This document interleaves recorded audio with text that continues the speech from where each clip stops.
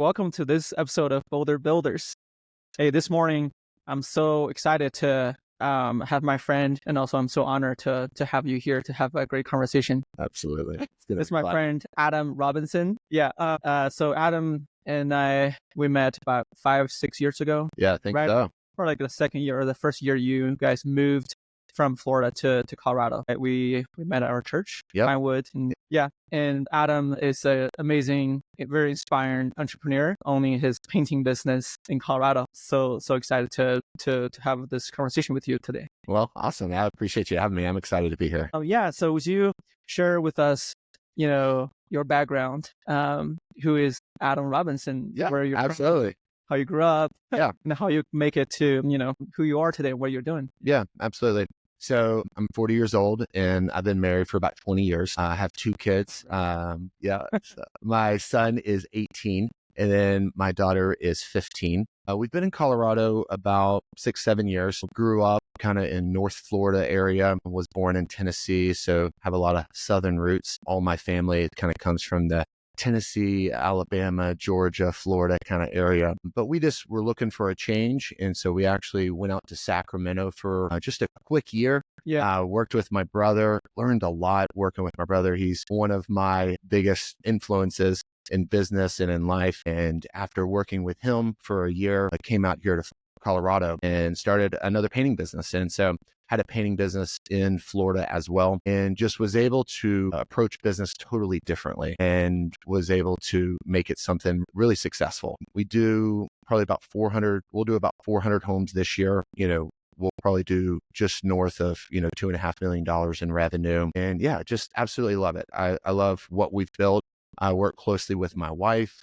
We have a very small team. We keep it very lean and efficient, which I love. And so just have a great group of people that we work with. There's basically kind of a core four. And then we have a bunch of people out in the field doing a lot of stuff. But yeah, that's kind of the business side. I love music. I love conversations. That's why I like things like this. I love talking about life and business and all the things they tell you you're not supposed to talk about, sex, religion, and money. And I'm like, let's talk about it all. You also have you started a YouTube channel on Dyslexic Hustle. Yeah. So I'm dyslexic and my daughter is also dyslexic. Mm. And so kind of the idea behind it was to just put stuff out to educate people. I discovered that a lot of people just didn't know what dyslexia was, or they just thought it's like, oh, you flip-flop numbers. And it's like, well, it's more than that. It's actually a neurological condition, or, I don't like the word condition, but technically that's what it is. But it's a I can't talk, but either way, it's how your brain processes information. And so, I always use the example. It's kind of the difference between like a Mac and a PC. They're both going to do similar things, but they just do it differently. And so the idea behind the channel is just to educate people, encourage people. And yeah, so right now we're just putting out free content. Hopefully in the, later on, we'll be able to put out some really helpful, so maybe like e-learning, some more like hands-on educational stuff. So we'll see where that goes, but I'm enjoying playing with that right now. And I'm doing that with my son, who's honestly kind of the backbone of that. I'm just the face of it. Your son's a great entrepreneur as well. Yeah, I'm He's like 18 years old, built business and sold business already. Yep. Yeah, He built a newsletter. New chapter, right? Yeah, he built a newsletter and sold it. And now he works with me, and he works with a couple other high-level business people. I think he's got 6 clients right now. All 6 of his clients are 7-figure earners. And so he's just doing a fantastic job. Couldn't be more proud. And, he's still got a lot to learn, but man, if I started where he was, man, I'd be a lot richer. Yeah, I like what you're doing on the YouTube channel, and also, more, other than the Dyslexic Hustle, those content, there's also some like a business entrepreneurship content. Absolutely. Yeah. And that's kind of, I can't really talk about anything without talking about entrepreneurship, because it's what I do. It's what I spend most of my time involved in. If I'm not hanging out with my family, I'm working on a business, or maybe doing some music. Yeah. Those are kind of my 3 loves. And so, yeah, in the Dyslexic Hustle, we talk about a lot of business principles, trying to encourage people, because I had a lot of insecurity when I was younger. You think about, if you go back 15, 20 years, like we didn't have the technology. We weren't doing podcasts. We didn't have an iPhone in our pocket. And the ability to learn was much more difficult. And so I just had a lot of insecurities. And so my heart was, I don't want dyslexic people to feel like they're stupid, or just because they may have trouble reading or spelling, or they don't do math as well as some people, that they can still be very successful. And so I'm trying to model that the best I can. There's obviously a lot of people that are much more successful than me, but I have a certain level of success, and I'm thankful for that. We worked really hard for it, and just try to talk to people about, even if you're dyslexic, you can use these principles and still be successful. Yeah, I was about to ask you this question later on, but since you mentioned that, you have this success in your business, right? And growing 20, 30% yearly. Yeah. And, in one of your videos, you talk about, would this kind of stop you, or some weakness you have, what you said, like, but the topic was smart enough to do business. Yeah. Yep. I mean, I feel like everybody has some, weakness, have strength, right? Yeah. So if we, just focus on what we cannot do, there's a lot of things cannot happen. Right? Yeah. It's like, like the easy example would be like, I'm not going to be putting, rockets into space. Like, there's just no way on this planet that I'm doing that. I don't have that skill set. There's a guy that I really like, and we differ on a lot of different views, but his name's Scott Galloway, and he's a professor of entrepreneurship. He's been just uber successful in the business space, and just a great guy in a lot of ways. But one of the things he's talked about is, don't follow your passion, follow what you're good at. Find something that you can do well, and then do it a lot. And the chances are you'll probably become passionate about it. And so, I've always kind of thought about it. I was self-conscious about doing painting in some ways, because it's like, oh, that's not glamorous. That's not, my brother's building this big tech business and e-commerce, and it looks nice and it's fun. It sounds better at a dinner party, right? But the reality is you can make money and provide for your family and be successful in a lot of different avenues, and it can look different than it does for other people, and that's okay. Right. So how did you get into the painting business? Yeah, so I'm actually a third generation painting contractor. So my dad was a painting contractor, and my granddad was a painting contractor. And so my dad passed away when I was really young. I was 14. He was only 41 years old. And so because of that, obviously I wasn't able to take over his business. And so I used to ride around with him when I was, 10, 11, 12. And I used to always joke, I'm going to run this business one day and I'm going to take over. And so my dad had 100 employees. And so it's interesting looking back, a little side note, like there's probably a dozen different businesses that started after my dad passed away, because he just had really great people. And these people, when my dad passed away, they just went and started their own business. And so some of those people actually ended up working with me later on. And I actually worked with them. And so it was a cool community. But yeah, that's how I got into it. A funny story, I was really struggling on what I was going to do with my life. Yeah. I say struggling. I was 18. I was just contemplating, right? And I was going to pursue music. And I just decided that, I said out loud, I was like, I need to know if I need to start a business or if I should pursue music. And I was in my car by myself, and I was kind of talking to myself, talking to God. I was like, man, I just need some clarity. And about 2 hours later, my brother calls me and says, hey, we should start a painting business to redeem what was lost. And I was like, well, 2 hours ago, I was asking for an answer. Yeah, 100% an answer of a prayer. So that's honestly, that was solidification for me. It was just like, this is what I need to do. This is what I want to do, and just kind of move forward and didn't really look back too much. I mean, your passion is one of your passions is just music. I mean, on the side of your painting business, you still could enjoy music. Right? 100%. Go to amazing concerts with there. Yeah. We go to concerts all the time. In fact, just yesterday, we're like, hey, these bands are coming. So we're like buying tickets for next summer. Me and my wife sings. And so we do music together at the house, together just to have fun. I still like to write and do stuff just for myself. It's just an outlet. It's a creative outlet. So yeah, it's still a big part of my life. My daughter always kind of gives me a hard time because I always have music on. If I'm in the car, I have music on. If I'm washing dishes, I have music on. And she's like, you don't always have to have music. I was like, well, I kind of do. I love it. I love it. Cool. So, So after you moved to Colorado, how do you, set up your business and grow your business? yeah. So 6 years, right? yeah, so been here about 6 years, and the business I had in Florida was a lot different. The business I had in Florida was working with contractors almost exclusively. And so it's just a different type of work. And so I didn't have the experience with like marketing and different things like that and good processes to make the business scalable. And I just got kind of worn out. The profit margins were really low. We were able to live a good life, but there was no extra. Like the business didn't make a lot of extra money. It was kind of a break-even business that just provided a lifestyle. Mm.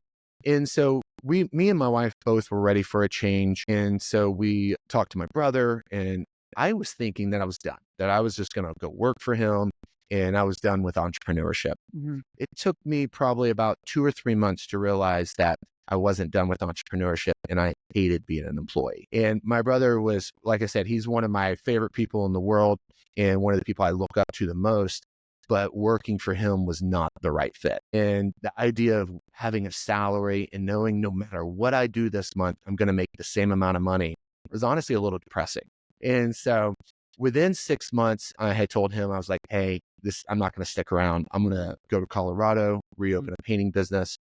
But the great thing about that year is I was able to use all the different tools that he was using in his business, that he was able to automate and scale and systematize his business. I was able to use a lot of those tools in our business that we have here, which made all the difference in the world. And so my first full year in Colorado was 40% greater than my best year I ever had in Florida. Wow. And so huge, and the profit margin was significantly better. And so the businesses just are not even comparable. And so as far as the process, I tell people I was aggressively optimistic. I had very high expectations, and I knew I had the capability, but I hadn't done it. And so I was trying to be humble and be like, okay, I have to put the work in. And so that's what I did. We put a lot of hours in building the systems, and we're constantly refining processes and making them better. We made some changes this year that, added to our bottom line, helped our close rate. And so I'm always looking at the numbers to try to make it better. Mm-hmm. I have a question. So, you said it's kind of like a slim margin while you were back in Florida, and then you moved back to Colorado is much more profitable, right? Yeah. My understanding is in the last 10 years, the population growth to, some states, including especially to Colorado and to Florida, they're both had like over 20% population growth. Yeah. So to me, I would assume that, both states have a great economy. Yeah. And so the profitability difference with that mainly from like your clientele, or, you're saying like your clients in Florida was mainly contractors, but here's more individuals, right? Yep. Was that the difference? Yeah, it definitely was a big factor. I mean, the great thing about Colorado is there's so much opportunity. It's such a big area. And so when I was in Florida, I was in a smaller town. Now my hometown has grown a lot.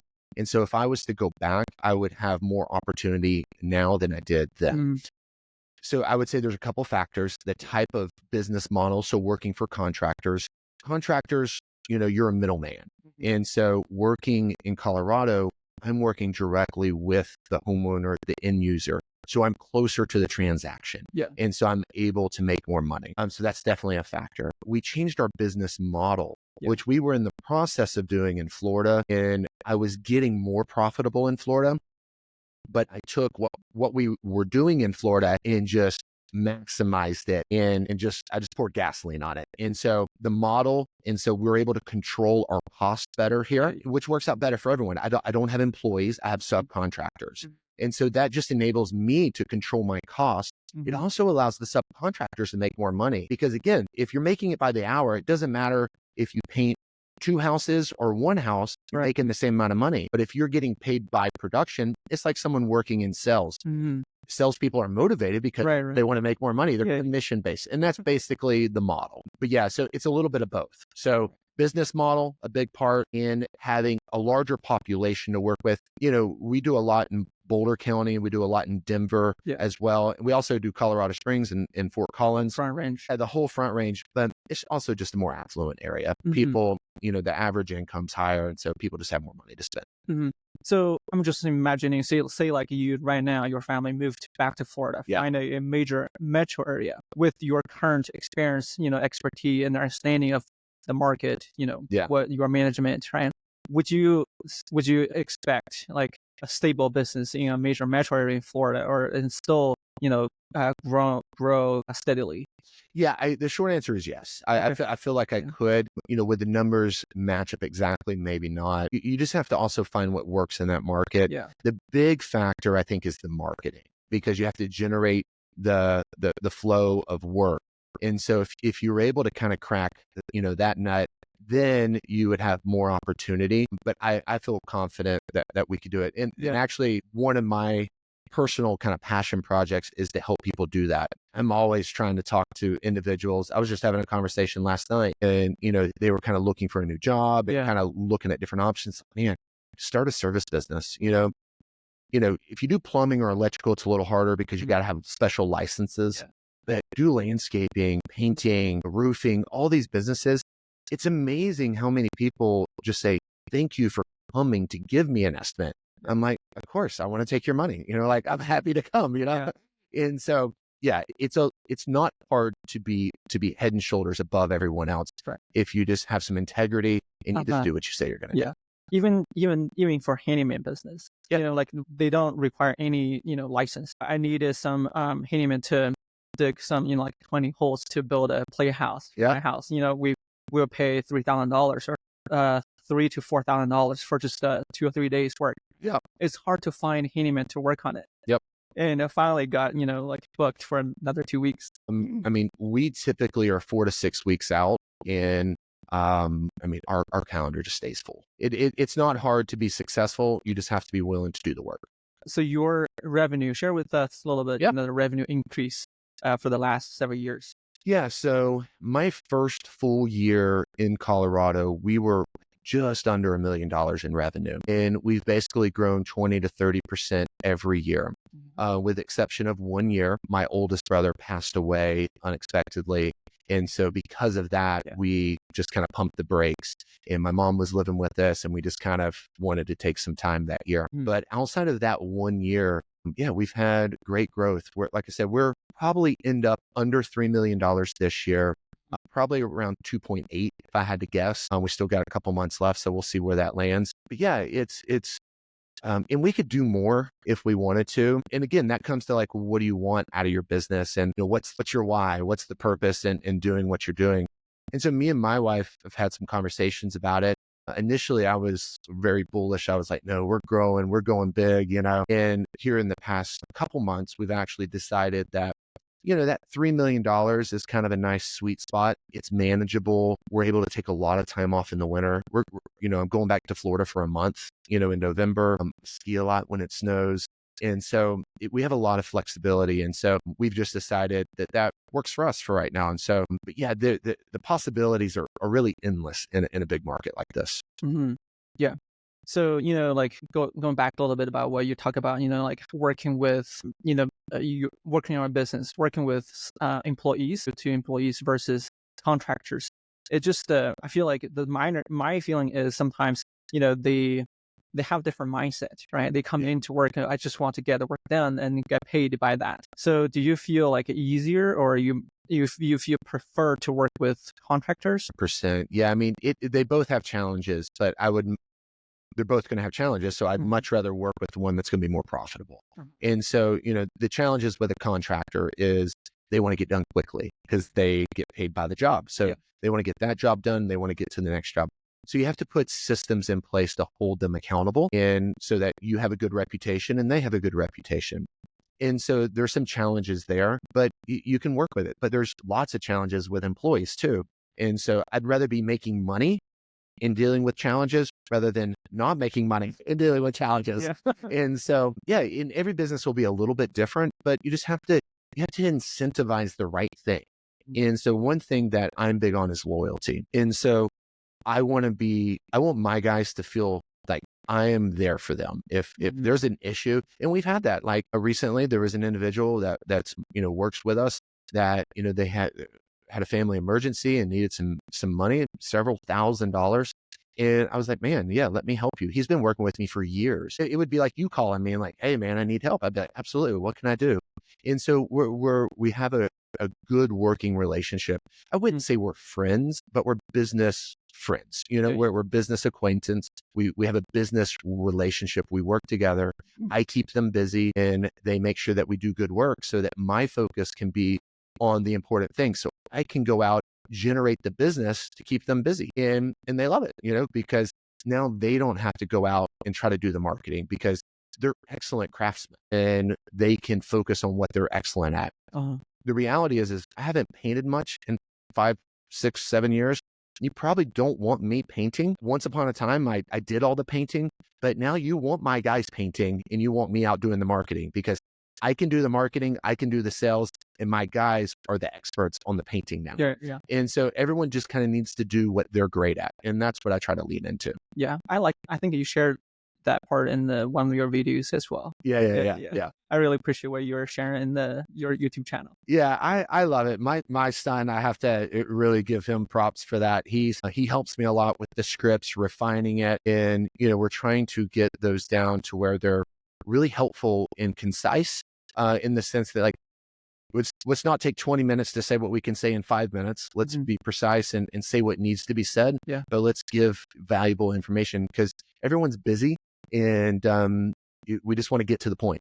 And he's great at that. But I like to talk. So sometimes I ramble on a little bit. Yeah, he's on my list to interview. Yeah, he'll be here in about a month. So what's your goal for your painting business for long term? Really, like I said, we recently changed that. And so our current kind of understanding and kind of goal is just to kind of keep it around $3 million a year in revenue. I love our team. I love our subs and all that. So that all seems manageable. My ultimate goal now, since I'm not going to be trying to grow the business, is my focus is shifting a little bit to, all right, how do I take the resources that we're making and grow those? How do we build real wealth with the resources that we have? So, this past month, I've had several conversations with some financial planners and different things like that, and like, tax strategies. And so we're just looking at all those different possibilities. And some of that's still kind of a question mark of what we're going to do with some of that extra time. Yeah. And, maybe we just pause for a year. Maybe we just kind of enjoy kind of where we are. It's still a lot of work. It's, so like this will be the first slow season. So our business is really busy from April to November.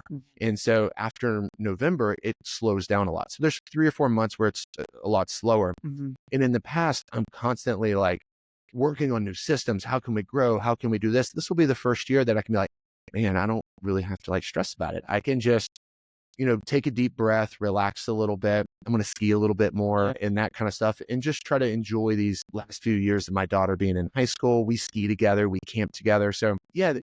So the answer is I'm not sure, but I'm still going to do something. I mean, I want to build wealth.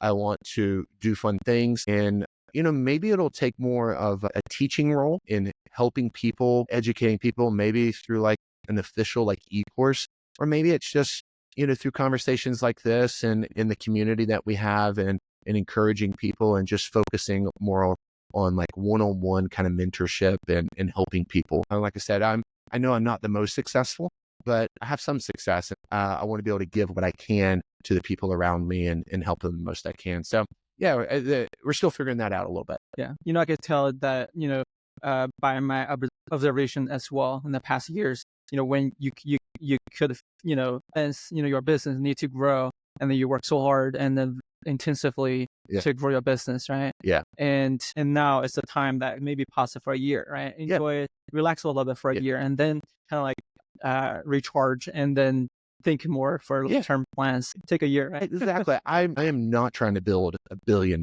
thing.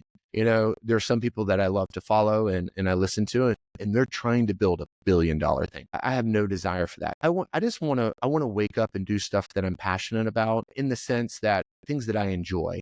And, I've worked really hard on things that maybe, I don't necessarily just love painting. I'm not an artist in that sense. I'm not doing portraits, but I do enjoy helping people. And so, what I try to do is reframe it. I'm not just painting your home. I'm helping bring enjoyment to you. When I meet with a homeowner, typically, a husband a lot of times is like, I just want to like protect the investment.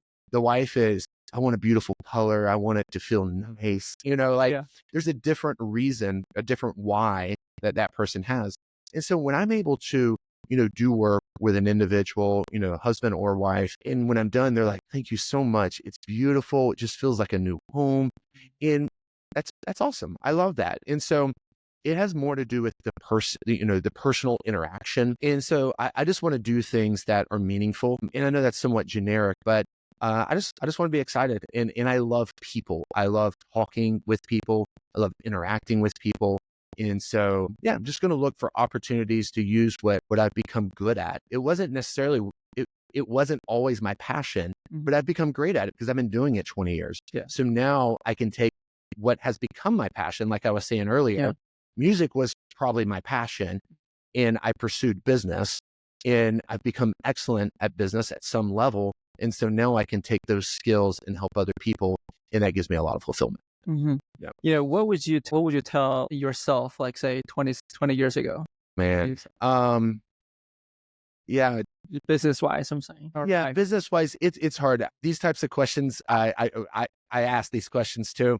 It's always a little hard because it's like, if I would have changed certain things, what would be different today? It's like the whole time travel thing. It's like, if you go back in time, like, like, what are you going to mess up in the process? I would say, don't be afraid of what other people think. I think would be the biggest thing. Yeah. Being dyslexic and having some insecurities around that. I mean, a lot of people may look at me and be like, I wouldn't think you're, I've struggled with so much insecurity. I would even say now still. And so it's an active thing that I'm always kind of trying to overcome. And sometimes you overcompensate and you're like, I don't care what anyone thinks. And then you're just like, turn into that guy. And so I would say just, be confident and be comfortable in who you are. God's given you a certain, skill set, but then you also are a hard worker and you're willing to do what's required. People don't always like that. It's like, this wasn't right. And I was like, well, you just have to do better. Alex Ramosi, another guy that me and my son follow a lot. It's, you don't necessarily, it's like, you can't just say, well, I worked a lot of hours. It's like, well, maybe you got to work more hours. It's not necessarily what you've done. It's what's required. And you just have to do what's required. And I will say that for the most part, I've done that. I've done what's required to get where I am. And I would say, hey, you're going to do what's required. Don't worry about what everyone else thinks. 20 years from now, you're going to be living the life. If you were to ask me when I was 20 and you laid out what my life looks like now, I'd be like, I have won. I have hit the jackpot. My life is amazing. I could not ask for a better life. I have an amazing wife. I have amazing kids. I have an amazing family. I have good friends. And I live in one of the best places in the world. It's like, what else can you ask for? So it's nice. Yeah. So such a nice view, right? Yeah. I mean, we have a beautiful home and just so incredibly blessed. And yeah, so I would just say, chill out. Don't worry about what other people are thinking. I like that. Yeah. You're a person that's really pleasant to be around. Well, thank you. I enjoy hanging out with you every time. Yeah. Talking about business, talking about that giant or whiskey or whatever is available. Yeah. And I remember we were sitting at your house one time and you're like, Chinese. And so I'm a lot bigger than Justin. So sometimes I'll push that and see how much I can make Justin drink in a responsible way. So, you mentioned about, you're thankful by your life, right? Yeah. And God has, blessed us, been blessing so much. Same to me as well. So how has God, being, guide you and lead you in your life? Yeah. I mean, great question. I grew up in church. On my mom's side, my granddad's a pastor. My uncle is a pastor. My granddad's 80 plus years old and he still preaches. Small mountain church. My uncle preaches, my cousins so it's just always been the environment I grew up in. And I would say, I found like most people, you can have moments where you're like all about it and you're really excited and you have a lot of faith and a lot of trust. And then you have other seasons where it's like, I don't know. I don't know. Maybe I'm over indexing what God can do in my life. So, I've gone back and forth on that, but I think even me starting a painting business, the story I was telling about my brother, Right. I mean, that was a God thing. Like, I was in a car by myself, hadn't talked to anyone else. He called me that's, but then it's on brand for my brother. He's very insightful, has a very sensitive spirit himself, and just, has always been the person in those really crucial life-changing moments. It's good to have people around you. And I was talking with some friends yesterday actually about it. One of my friends was going through a hard thing, and we were just talking. It's like, man, after the conversation, I was talking to another buddy that was in the conversation, and he said, man, can you imagine having to deal with that by yourself, without community? And I think that's just important. So I think the greatest thing, people can be the messiest thing and the most difficult thing about life, but they're also the most beautiful thing about life. And so having these types of relationships and just knowing that I can be in a half dozen different states and pick up the phone and call someone that can positively impact my life, have a great conversation, have a great meal, have a drink, whatever. And God's just been faithful in that. And so, yeah, I mean, faith has always played a role. I would say two things around faith is have the faith and then understand that you need a plan and you got to do the work. A lot of times I've been in some circles where it's like, well, I'm just waiting for God to do it. And it's like, well, that's not really how it works. You have to put your hands to the plow. You have to do the work. You have to do the hard thing. And there's a scripture that talks about, make a plan, write it down, make it clear. In Proverbs, it talks about count the cost, like there is a cost to everything. And there's a cost to having a faith. There's also a cost to having a business. And so I think that having a strong faith and then doing the hard work, and then after you've done the hard work and you experience a little success, you can say, yes, I worked really hard, but I know God gave me the strength. I know God gave me life. And so I choose to say, thank you, God. Thank you for this opportunity. Thank you for these blessings that you've helped me. I'm very much a believer in the co-laboring aspect of faith. It's something we partner with God and we're doing things together, Holy Spirit in us, and we're going out, making a difference. But if we weren't working with God, then what's the point of us being here? Right? Right. Yeah. I mean, obviously God can just do what he wants. There was a quote I heard one time. It's like, once the director comes onto stage, like on a Broadway show, right? Yeah. Like you have this whole play happening. And then once the director comes out, the writer of the play comes out, well, the show's over. So once God comes onto the scene, it's like, it's over, And so we have an opportunity to impact people and work with people. So either way, but it's played a huge role in my life. Yeah. I agree what you're saying about, when, we pray, we ask God to help us, right? But we need to put our hands into work to work with him to get the things done, make things happen. Yeah, 100%. Yeah. And honestly, that's the beautiful thing about it, right? It's like when I do a project with one of my kids and, whatever, if I was building a fence and I had my son helping me, it's like, well, my young son at 10, 12 is not going to know how to build a fence, but I get to do it with him and we get to learn together. We get to spend time together. He gets to learn more about me in the process of working together. And it's one of the reasons that I'm working with him now is because I want him to understand how I do business and how I see the world and how I make decisions. And when we're working with God, we kind of get to see behind the veil a little bit of like, if I would have been doing this on my own, I would have done this, but God kind of delayed it or sped it up or whatever. And we did it this way. And it's like, and then you can see in retrospect, like why you can look at it a little bit and say, I wonder why God did that. And then you can look at it and you can kind of see how God was working behind the scenes and maybe even how he was thinking about it, how he was seeing the world, maybe how he was seeing you or seeing other people. And, God obviously has a better perspective of people than we do. And so sometimes working with him, it helps us see people in a better light. I really like what you're sharing about, this kind of intimate relationship with God. Yeah. It's kind of like working with a father, right? Yeah. Like closely, just right by you. Yeah. And it's just so sweet. Yeah, I mean, growing up without a father, I'll say I had several men in my life who were very, very impactful. And honestly, I probably wouldn't be alive today if it wasn't for a couple of those guys. But, God really did show up in unique ways for me. And I think some of that was, so I have two older brothers and a younger sister, and all of our experiences were a little different. Like I said, my oldest brother passed away, had a lot of struggles with addiction and different things like that. And his experience was different than mine. And so it's not just enough to say, I believe, and I know God can do, and I hope he does do. You have to actually pursue. I heard it said one time, God kind of wants to be the loudest voice, but he also speaks very softly. And it's the quiet voice. And to be able to hear the quiet voice, you have to get close, and you have to be willing to kind of put away other distractions. And that's the beautiful thing about like pausing, mindfulness and meditation and all these different things you hear people talking about. There's a Christian aspect of that is also helpful too, because when we stop and we meditate, meditation, a definition of meditation, I should say, is just like regurgitating the same thing or processing or focusing.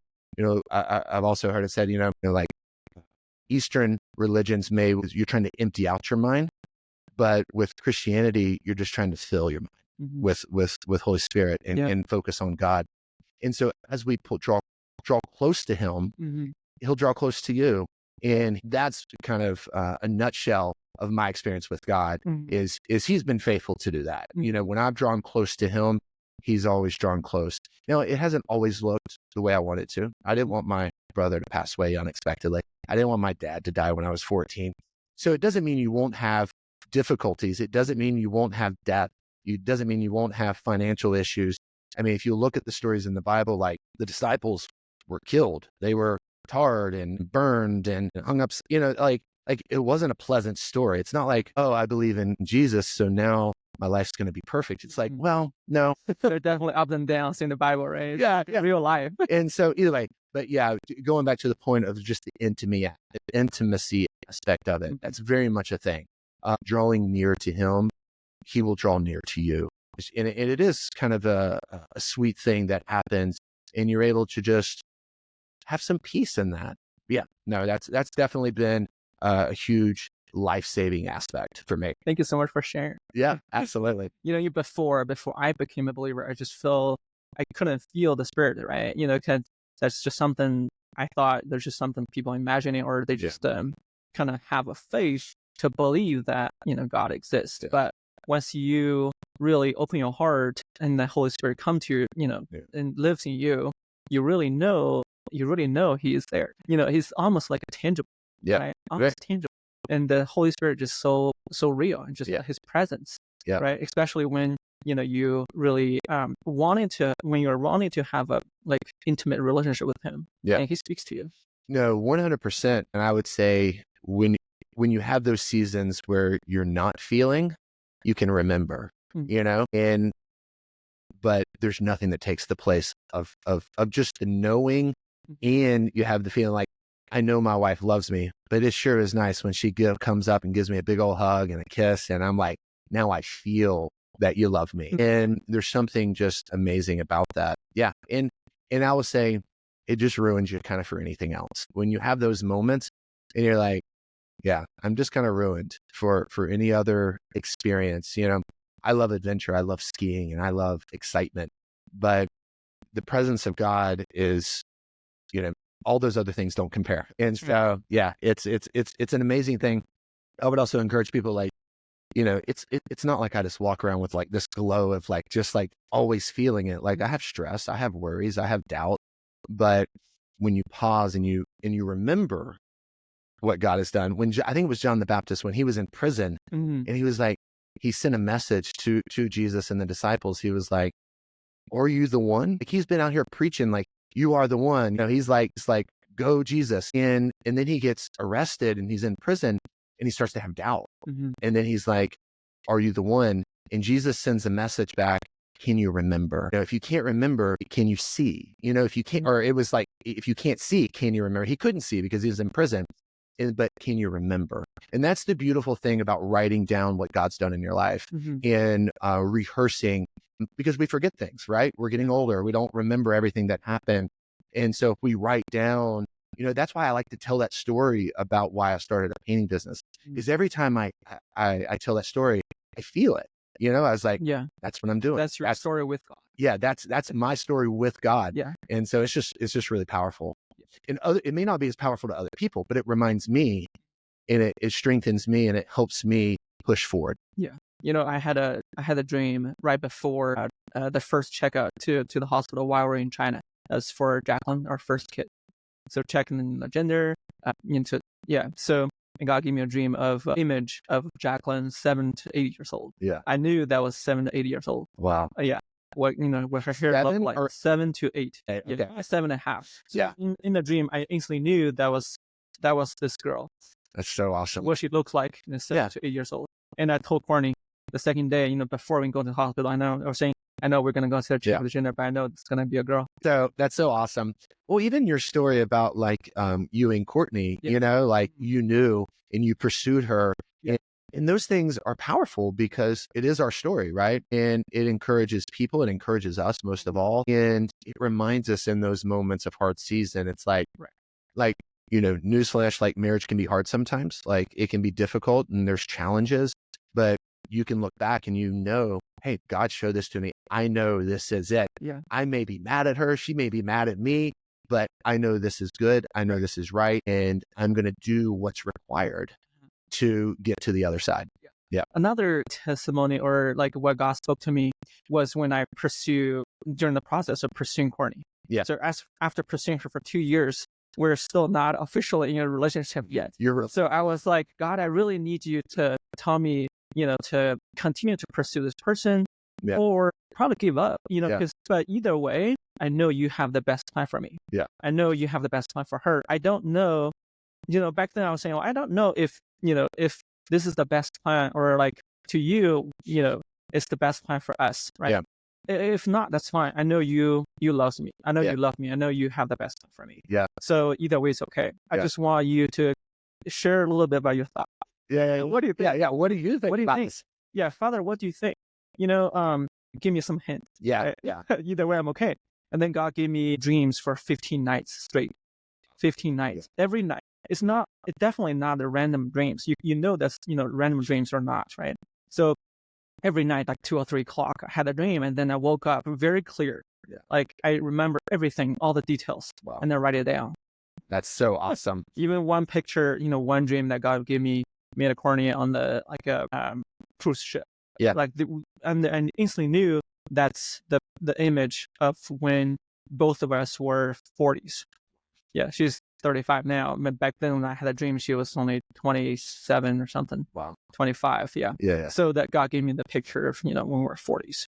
So God just gave me those confirmations and encouraged me to continue to pursue her, even move back to China for her. You made it out of China, then you went back. Yeah. I mean, it's so awesome. Even if, for people who maybe aren't as, involved or don't have a faith, I would encourage you, explore it. Ask God to show up. He will. And the same way that God showed up to Paul, he'll or Saul, he'll show up to you. But having a reason why and knowing, whether it be in faith or business, it gives you a foundation to be able to go back to and say, have the facts change? And if the facts haven't changed, then you should just continue on. It's like me and my son talk about this sometimes in business, and it's, he's like, well, what about this idea? And what about that idea? Which is great. That's the season he's in. Yeah. But it's like, well, what's changed? Why was the last idea not a good idea? And if it's no longer a good idea because of something you've discovered, then that's great. We've eliminated an option. Yeah. But unless the situation has changed or the understanding has changed, then just stay consistent, stay faithful, and just keep doing the thing over and over again. Because, even with Courtney, it's like, you just have to be, she wants to know that she's the most valuable thing and that you're pursuing her. If 6 weeks into it, you're like, oh, okay, whatever, I'm going to go. And she's like, well, she doesn't want to get 6 years into it and be like, okay, I'm done. So that's an awesome story. I love hearing when God just makes things clear, and it's not always that way, but when it is clear, man, it's just nice because it makes you just like buckle down and go, oh no, I'm going after this. Exactly. So, you have a beautiful family. Yeah. So what's your dreams? What's your dream for your family? Oh, wow. So I'll start with my wife. You know, we've always made a priority of protecting our time together. And you know, we've been on a journey. Like she had a rough go of it with her biological father. She was adopted, you know, at like 16. And so, you know, talked about my story, my dad dying when I was 14. You know, both of our parents divorced from, our birth fathers. And so one of my primary goals is just make it, just, get to the other side and say, oh man, that's not a big lofty goal, but it is, when you come from generational, breakdown of relationships and families and things like that. And we've made big mistakes and we've had to fix those and we've had to clean up messes. And so it's not always been clean. And it's not always been pretty, but we're not willing to stop. And so we'll have those conversations and it's like, I'm like, are you leaving? No. Okay. I'm not leaving. So let's move on and let's find a solution because we're going to do what's required. We're going to do the hard thing. And so, and that's become like our funny thing. It's like, are you done? Because I'm not done. Okay. All right. Let's move on. And so at the simplest level, it's just like, just get through life happy, and, together and demonstrate to our kids what it looks like to fight for what's important. And what's important is having a healthy marriage. And that includes having time together, taking vacations together. And, our kids may not get, every little thing they want. And we don't let them dictate to us what our life looks like because me and her need to make sure that we're good. And so our kids have a great life. They have nothing to complain about. But so that's my number one priority. And I've done really well at that in some seasons, and I've failed miserably in other seasons at that. Additionally is, there's things that we want just, for me personally, I want to give my kids a good jumping off spot. And we're kind of getting, like my son's already kind of jumping off and my daughter's getting to that. And obviously I look back, there's maybe more that I wish I could have done more. And hopefully my kids will even be able to do more for their kids. So I'm honestly kind of getting to the place where I'm like getting excited about grandkids, Yeah. I will be so excited about that and be able to like teach my grandkids how to ski and take them camping and just spend time with them. So that's an aspect. I really want a strong family core where, we have fun around the holidays and we have fun just doing life together. We go on vacations together and everyone loves everyone and it's not the lack of, it's not like, oh, I just want everyone to be happy, but I just want it to be strong where when there is conflict, we address it, we deal with it, and we have a strong, passionate relationship with our kids, our in-laws, when they get married. And so that's really important to me. And I'll say my mother really demonstrated that well. She demonstrated the value of family. Even though my mom and dad were separated when my dad passed away, she's still very close to my grandmother on my dad's side. And she actually will bring my grandmother out here with her. She really demonstrates what it is to value family and value her father and her stepmother. And so, my mom is a key part of that. Yeah. And then as far as for my kids, what I want for them is I just want them to be successful, and success doesn't mean, I tell my son, I was like, he wants like a fast car and this and that. I was like, that's awesome. Like, like I want you to have all those things, but that's not what I'm looking at to gauge success. I don't care how many supercars you have. If you have some supercars, I'm coming over and we're going to drive them. But what is success is you having a good marriage and you being a good father. And the same thing's true for my daughter is you having a good marriage and you being a good mother and you doing what is required to raise a good family. And that's the most important thing. Right. I believe one thing, the family, each, family unit is the fundamental unit of this economy, of this society, 100% on this country, right? Yeah. Yeah. You can look at statistics and stats on that, and two family households are just going to do better. There's some, you could get into spiritual reasons about that, or you could just talk about simple economics and, responsibilities and things like that. Raising kids is not easy. And so having health is helpful. Raising kids almost kind of like the hardest thing for me in my life so far, like compared to, school or doing business, whatever. Yeah. Yeah. Yeah, 100%. Because you're dealing with a personality. Yeah. I mean, you're dealing like in a business, I can tell the people that are working for me, this is what's required and this is what you're doing. Yeah. Do this or don't work. Right. I can't tell my son, do this or you're not my son. And I will tell him, like, when I'm trying to navigate a difficult situation or, he has a different opinion, which happens often, with kids. And I just say, hey, like, I'm responsible for this and there's no handbook and I've never done this before. So I'm going to do the best I can and I'll pay for your counseling. Yeah. I feel like, marriage and raising kids are kind of the two of the hardest things, but also at the same time are the two kind of like the most rewarding things in my life. Yeah, most important thing. Yeah, most important things, most rewarding things. Yeah. That give me the most joy. And even though it's not easy many times. Yeah. And also I feel like through the process, to me personally, to each person, to a husband or wife, it's just a process of learning more about yourself and just an opportunity to be a greater person. No, I mean, it's, again, you can kind of look at it from like just like a physical, like, separated from Christianity. And then you can also look at it, within Christianity. There's just so much going on there, right? It's like you have two people who have two different personalities most of the time, two different perspectives, and you're trying to merge those and do one specific thing, raise kids, start a business, run just a cohesive household. Someone that I've followed that I like, some of the stuff he talks about around this is Jordan Peterson. And he talks about, just being intentional. And that's part of, I kind of knew that I needed to, my wife, Jordan Peterson has put a lot of language around things that we were already doing and language around things that I thought were true. It's like, that's a very good way of saying it.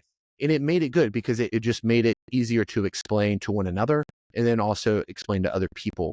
And so being able to sit down and have a conversation about like, hey, what's your schedule this week? What's going on? All right. So that's like a household kind of business meeting, right? Like we're discussing the inner workings of our family, who has practices, who has birthday parties and all that kind of stuff. And then we go out on a date too. And we just get to enjoy one another and we get to have fun. And so having both aspects of those each week to us has been really helpful. Yeah, it's difficult when it's just hard sometimes. And you just have hard seasons too, right? Like you could have a season where I'm just grumpy, and she's grumpy, and you just got to push through and get. I've never seen him grumpy. Yeah, perfect. I'm never grumpy. Another topic I would like to talk about is, we talk about, the economic flourish in this country, right? In Colorado, in Boulder, and this country, there's a lot of amazing families, right? That form the society, form the economy. There's so many great business, right? And this country might have created the largest economy in the whole human world history, and it may be the most influential country in the whole world. That kind of politically the balance of power and create a free economy, right? The market economy that gives entrepreneurs opportunities and the freedom, the space to create their dreams, build their dreams. So, but there's a lot of countries in the whole world, they don't, they're not have those opportunities. A lot of people don't have those opportunities. So, and there's healthy families, there's, breaking families in this country as well. So what's your hope for the country we're living in? I mean, such a big question. I think it's awesome. I mean, obviously you grew up in a different country and immigrated to America, and now you have citizenship, I believe. Here in, because I went to your citizenship. But what is that called when you're naturalization? Yeah, naturalization. Yeah. That was a cool experience. I would say a lot of different things. I want to see a country that just helps people. I mean, the same way, because that's what I like, right? And I think that's what we have the opportunity, and I think that the potential is there, and I think we do that. Where it becomes difficult is like, how do we do it? what are the steps to do it? I mean, my crews are almost exclusively, Hispanic or, South American, crews. English is their second language for every single crew. And a lot of some of these guys don't even really speak good English. And I look at that, I'm like, my gosh, like you're working so hard to come in. Like I struggle with one language and two languages. You came to a new country and are building a craft and you've become excellent at this craft. And they're not only supporting their family, they're helping support a lot of times families back home as well. One particular crew, I met his mom and dad just a couple of weeks ago. I've met his mom a couple of times and I met his dad for the first time, and just beautiful, sweet. She brought me gifts and just the kindest, sweetest people. And I think we have to find a way to do, common sense things to help people. And it's like, it doesn't make sense to just have like this free flow of just insanity that we see sometimes like at the border, and letting people come in where it's just chaos and there's no organization to it. Right. But at the same time, it shouldn't take 10 years to be able to get someone, into the country and work. So I am not an expert on policy and things like that. I can listen. A blessing and a cursing for me is I can see both sides too well many times. And so I'll listen to someone talk about, maybe they're on the left and they're like, this, and this. And I'm like, I kind of see that. And then I hear the right and it's like, well, I kind of see that too.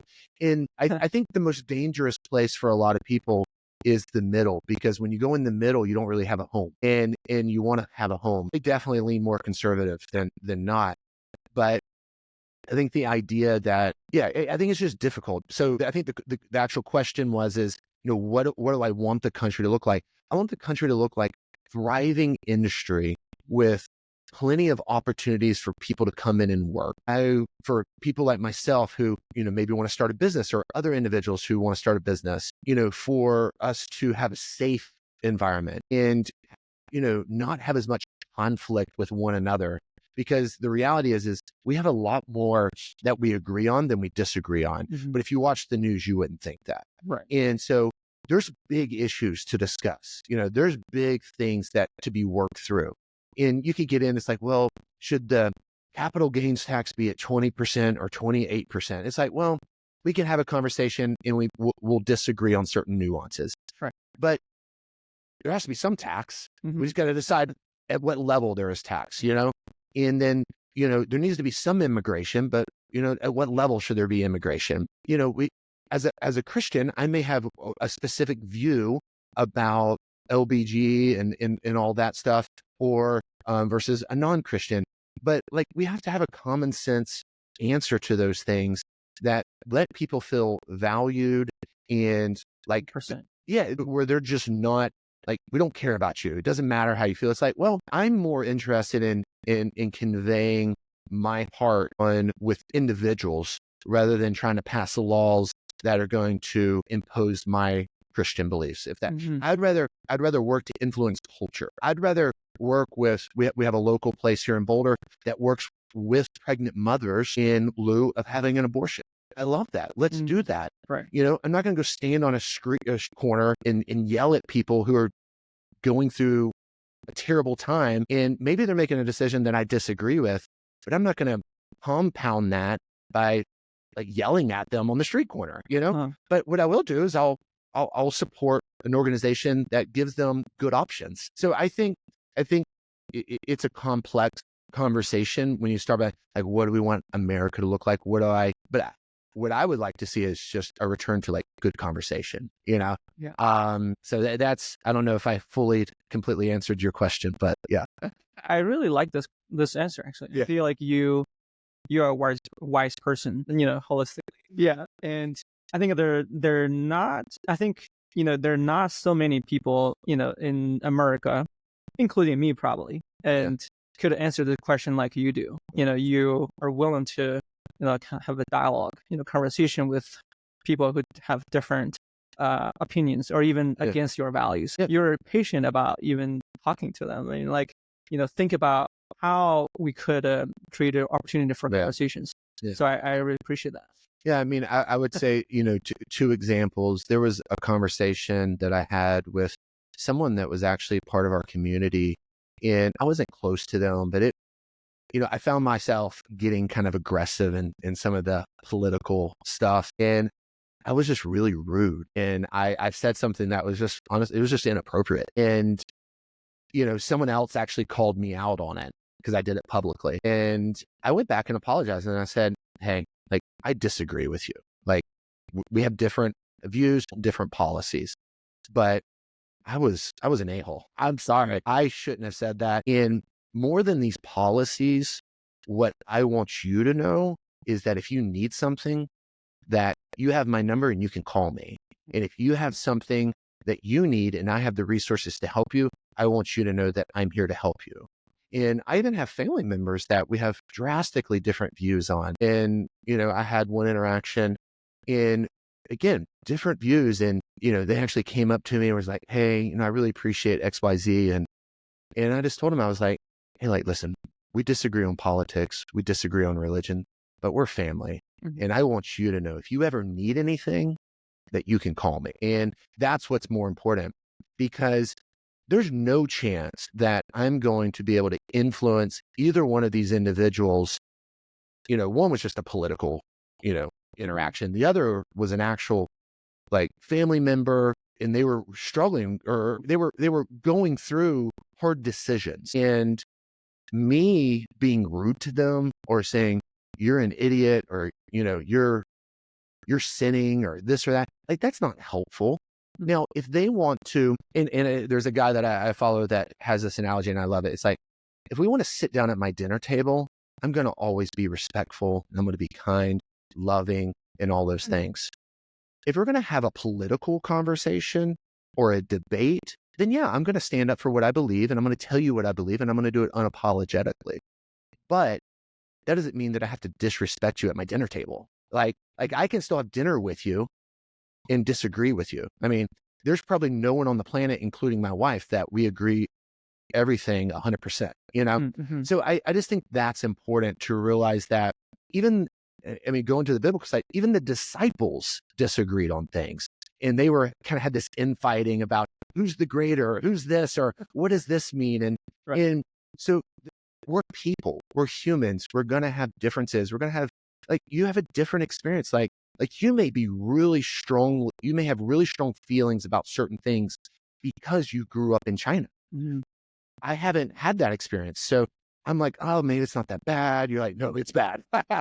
And so, so just because of our life experiences, we have a different perspective. We have a different lens that we see the world because of how we've grown up. And that's been proven just with like trauma and abuse and different things like that. Like what you experience definitely colors how you see the world. Yeah, I agree. Yeah.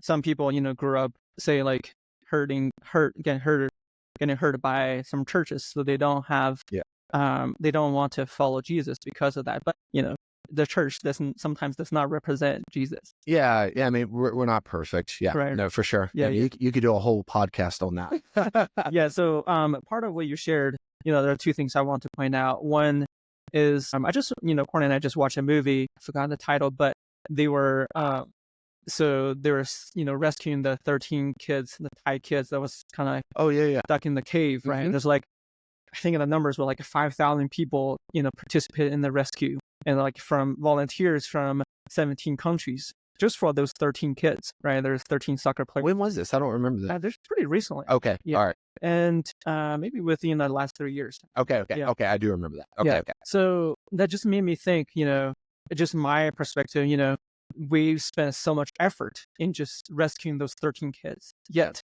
we this country and the whole world abort kids, so many kids every day. Yeah. And we don't feel the urgency or, or wrong about it. And that's kind of hurt my heart. Yeah. Yeah. And those are abortion is obviously a hot topic and, a lot of different opinions out there. And, it's a hard thing, my personal conviction is like abortion, we should not have abortion. And I think and that's good. I feel that is good. We should do everything we can to stop abortion. And I'm even in favor for the laws that, kind of help back that up. Because there are certain things that are maybe more of just like a Christian view. And then, or you could argue that, abortion is more than just a Christian view, that it's actually life. And we have these conversations at our dinner table. And my wife is very, very conservative. And I kind agree with where she's. yeah. And I look for the gray. And because I feel like life is more lived in the gray, and that's in full disclosure, that's something that I was just talking to the two friends of mine about, like, hey, like, I don't want to wrestle as much. Like I said earlier, it's like, it's a blessing and a cursing. Like, it takes up a lot of headspace to constantly be, analyzing everything. And we're good time. But with abortion, I think the $1 million question is like, when is conception? And you can say, from, a biblical stance has a view on that.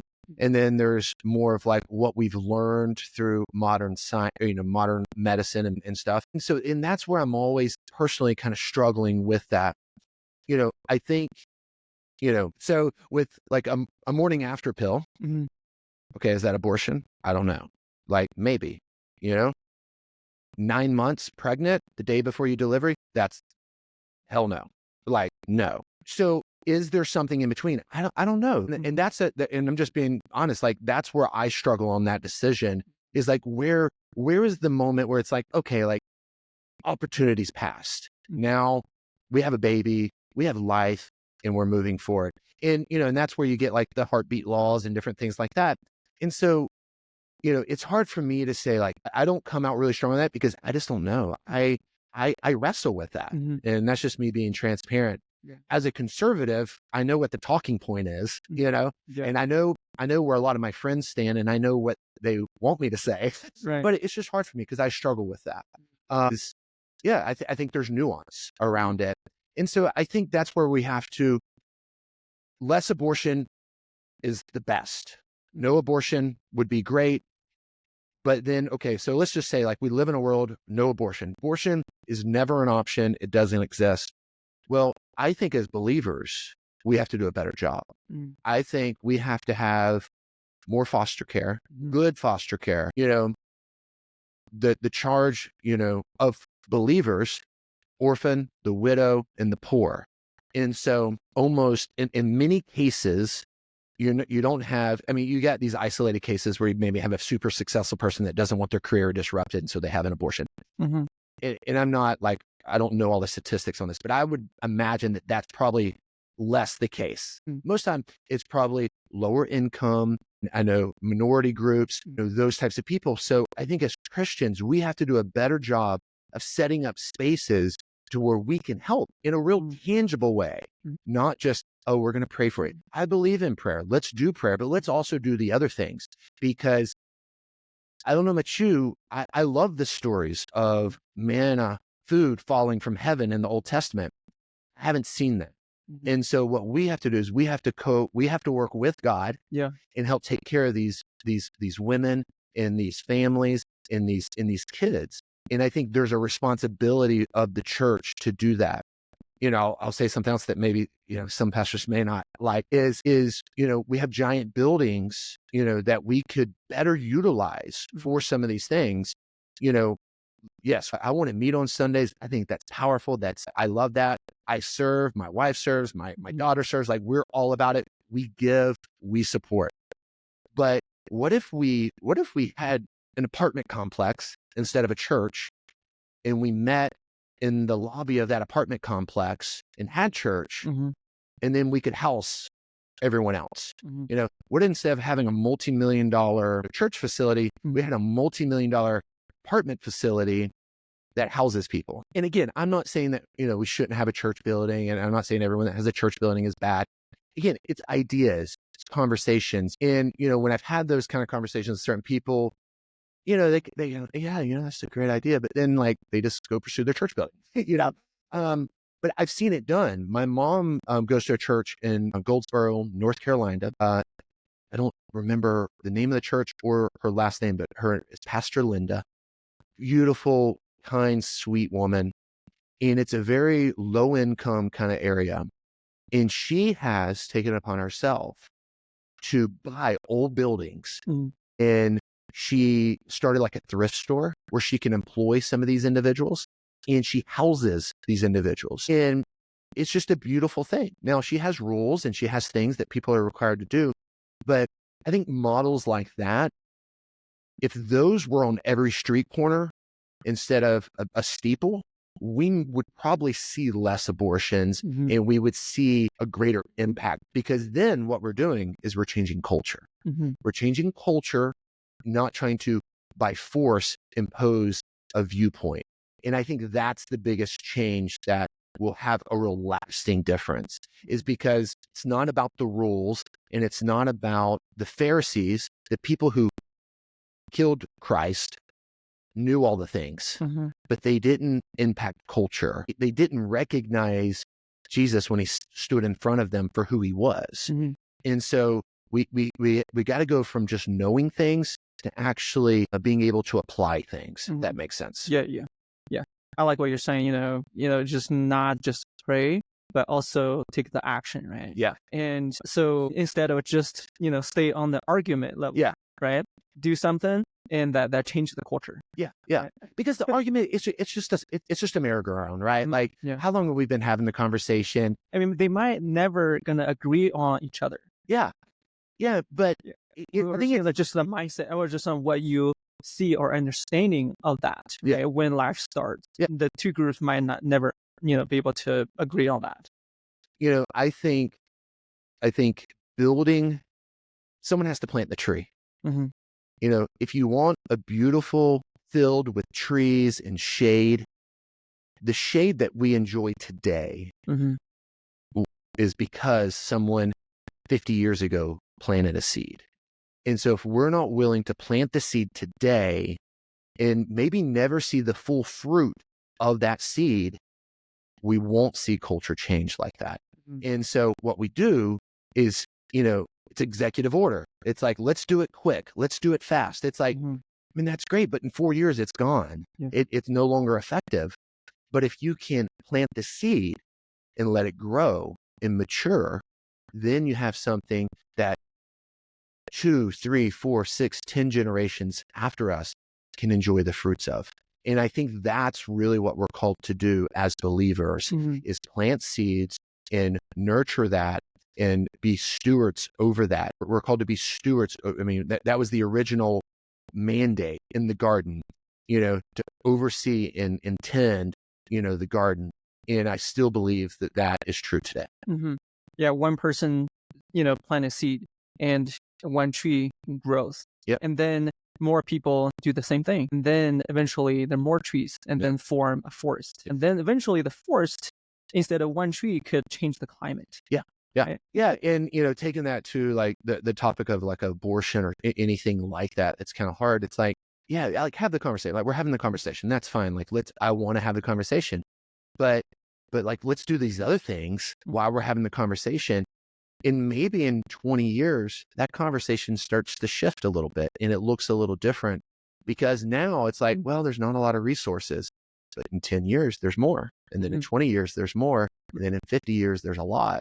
And then you can say, oh, well, that argument's not good anymore, because look, there's a whole city block of where not low income, poverty stricken, where you're scared to walk through it, but these are beautiful spaces that we've set up for you, and you can raise your family, because we've been mandated to take care of the poor, the orphan, and the widow. We're going to take care of you. Not only do churches could do that, could churches do that, but also there's some believers who work on construction, development, even it's not, could contribute money to be part of it, to participate in such a good cause. Right? Absolutely.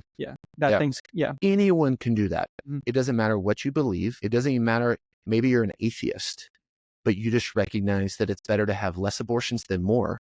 And so you say, hey, you know what? I'm going to help do this thing. Not, Jesus hung out with people that didn't believe in him. Right. And so, either way, I love the conversation. I think if we had more of those types of conversations and then had action that went with it, I think the conversation would be different in 50 years. One last thing I want to add on this topic is, me, before a believer and after a believer, just how you view the Holy Spirit, how you believe the Holy Spirit or not. Mm-hmm. It's changed my understanding of life. I'm not starting an argument about, hey, I know God, I know the Holy Spirit, so what I know is correct. I'm not saying that. I'm just saying that changed a lot of my perspective on life, because I started believing that we're humans, we're unique from all those animals that created by God. Yeah. We're very unique because we have the breath of God, and our life is superior than those animals. We're not just an organ, right? It's just we don't view life as just organ anymore. Yeah. So that changed my mind and how I view life. I'm just saying that. Yeah. So the question is how Holy Spirit has changed my perspective. No, it's just they're just saying. Oh, that you were just saying, And, how you've changed it, yeah, for sure. I mean, having an understanding or a belief changes. It's just like if you believe you can do something and you have confidence, you're going to pursue things differently. And if you have belief that Holy Spirit is with you, and you're going to have peace in difficult times when bad news comes in or difficult times come through. That's why they call him the comforter, right? There's a peace that comes with it. Now it's so good. Yeah. Yeah. One thing about this, what I hope this country to be is just one small policy, but it could be, big policy as well. So, the U.S. only give about, I don't know, like 80,000 or 85,000 work visas to international students. Okay. Every year. So they need to find a job that's related to their major. Makes sense, right? And they need to have certain wage and to qualify them as skilled workers or valuable workers to the country, and other Americans cannot replace them. They need to approve those, and then they get the work visa. Well, they could apply for the work visa, right? And also they need to go through a lottery process, which is like, for some countries, people from students from certain countries, that's like 5% or less. So there's a lot of really talented international students coming to this country. Yeah. And one of the the class I went to, the program I went to in Colorado, Colorado, and then Boulder Business School, the master level class, there's two students that are the best. Like their GPA and their academic achievement is like GPA 4 and 3.95, right? The top students too from South Africa. Yeah. And they're so good. They're great people as well. So they could easily find a job, but a lot of companies don't provide the job to them because they're international, and they know that it's hard for them to stay anyway. And then they're superior they're much better than a lot of local students. Yet they cannot stay. They find a job finally, but because of lottery, there's a small chance for them to be they'll actually be able to stay. Selected. Yeah. Wow. So there's so many talented students. They're coming from different countries that they appreciate this country. They really cherish the opportunity to work here, to stay here, to live here. They love Colorado. They love the United States. Yeah. They love to, spend the rest of life here. Yeah. They contribute to their talents here, right? So it's just we give too little opportunity for those people. They're talented, they come in legally, they stay here legally all the time. We need those talented people. But we're going to give 80,000. So there's like 10%, 5% of chance to stay, even though they're qualified. Yet we let a lot of millions and millions of people, like you said, it's not organized. Yeah. No, I 100% agree. Like I think more people is better, in so many ways. And I understand there's probably some arguments about, economists could break down, and that's not my area of expertise, but 100%. And I think those are areas. Let's have good laws. The abortion conversation was a little different, but on something like this, yes, let's have good laws. Let's make it easy. Let's make it safe. Let's make it easy, and let's make it accessible. More smart people is better. Like I said, the people that I work with on a regular basis in my business, they're all immigrants, and they're fantastic people, and they work really hard. They're providing for their family. Mhm. And I mean, and they do excellent work. I mean, and I know this is a little cliche, but I found it to be true. Like if you set up, just on my experience, if you gave me Hispanic crew and just an American crew, 9 times out of 10, that Hispanic crew is going to be much, much better. And it's just because they have a work ethic and they don't feel entitled. And that's not true. Obviously, I'm painting with a broad brush, but that's just been my experience. And I understand like construction's hard work. And so like a lot of like my son, he had an opportunity he could have, worked with me in a service-based business, but he wanted to go do, marketing and tech, and Mhm. which he's doing great. And that's awesome. But so many people pursue that because there are bigger opportunities. Like it's hard to build $1 billion thing in a painting business. It could be done, but it would be harder, to where it might be easier to do it with an e-commerce store or this or that. And so the people see that and it's flashy and they're going for the gold, right? They're going Mhm. for the big win, Yeah. which go for it. But there's nothing wrong with that, but we just need to recognize it. Like a lot of people don't want to go into the trades. And my hope is that we'll see more people go into trades because, you can make $150,000, $250,000 a year working in a trade. And I have people that work for me that make that. And so 100% give more opportunity, make it easy, make it accessible, make it organized. And it's good for them too, because then they're paying taxes, they're paying Social Security, they're Mhm. getting proper insurance.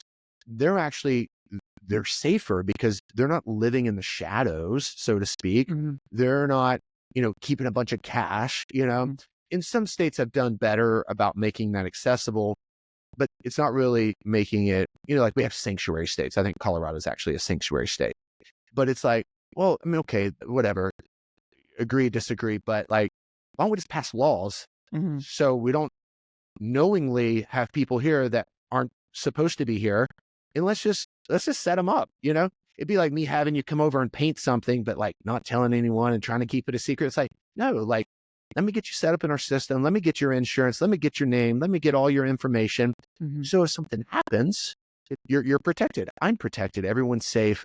It's done professionally and it's done the right way.